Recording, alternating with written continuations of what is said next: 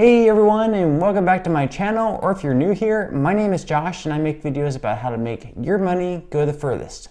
So if you're interested in those types of videos and you'd like to see more like it, then please feel free to subscribe to my YouTube channel by smashing that subscribe button below. So in this video, I am going to be reviewing the Capital One Savor Rewards card.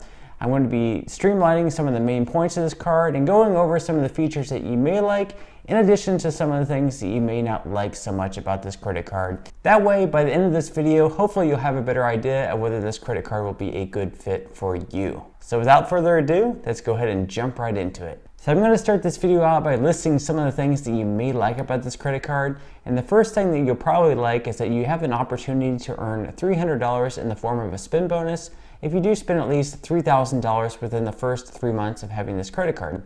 Now, $3,000 is a little bit higher than what you'll see with other credit cards where you may only have to spend $500 or $1,000 to receive that spend bonus, but you're also receiving $300 in the form of a spend bonus, which is a little bit higher than what you may see with other cards as well. Additionally, if you are a foodie and you like to dine out at restaurants, you will be earning 4% back on all restaurants, whether that's going to be takeout or dining in. Additionally, if you love to have fun and you spend a lot in the entertainment category, you'll be earning 4% back on entertainment as well. And finally, the other main category that this credit card happens to offer is the grocery category, which you'll be earning 2% cash back on, which isn't too bad all in all. There are some other credit cards that beat it, but the fact that you have 4% back at restaurants and on entertainment, and then 2% back at groceries is pretty good all in all. And of course, on all other purchases, you'll be earning 1% cash back on. You can easily find a credit card that earns more than 1% cash back on any other category, but across the board, if this is the only credit card that you own,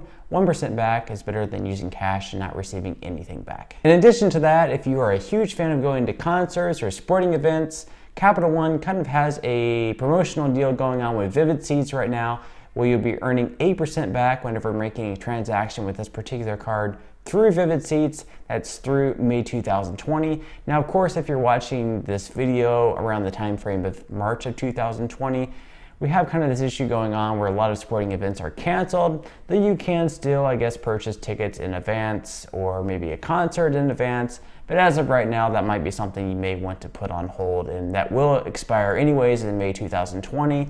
I don't know if they'll continue their partnership beyond May 2020. We'll have to see as things progress. And finally, two more things that I think you'll really like about this credit card is the fact that there is no foreign transaction fee. So if you do happen to travel somewhere internationally, it can definitely be a credit card you can bring with you, and you won't be charged some absurd 3% foreign transaction fee for using your credit card internationally.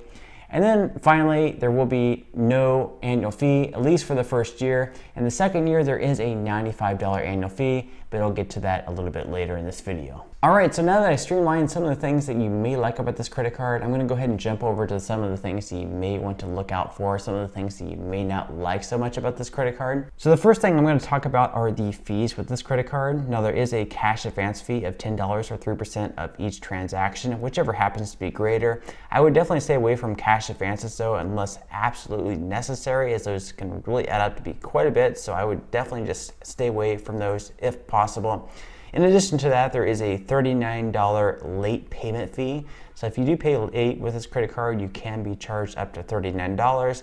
This is something I wouldn't worry about too much. I always preach on my channel to make sure that you're paying off your credit card in full all the time, on time, and just try to make payments as you go along. Don't even wait for your statement to go out. We don't want to be paying any type of fees with these credit cards. We just want to be taking advantage of the sweet spend bonuses, the sweet cash back, and we don't want to be paying any type of interest or any type of fees with these credit cards. Other than that, the only really bad fee that I see about this credit card is the $95 annual fee that will kick in after the first year.